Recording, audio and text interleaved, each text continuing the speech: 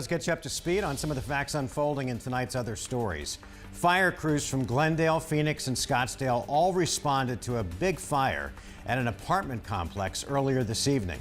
At first, there were reports of residents trapped inside the burning building near 29th Street and Bell, but fire crews confirmed that everyone was able to get out safely. Everyone was evaluated for light smoke inhalation, but no one had to go to the hospital.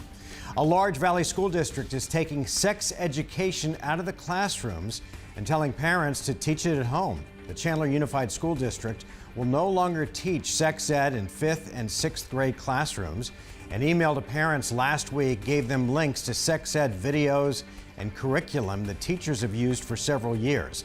A top district official told 12 News it made the change after listening to the community, but more than 90% of parents approve of sex ed in the classrooms.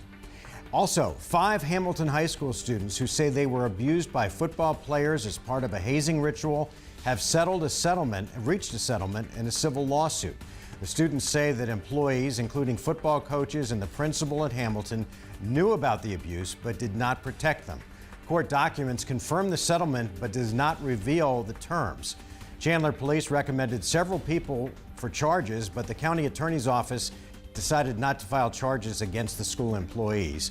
3 students were charged. One is an adult, and his trial is scheduled to begin in January.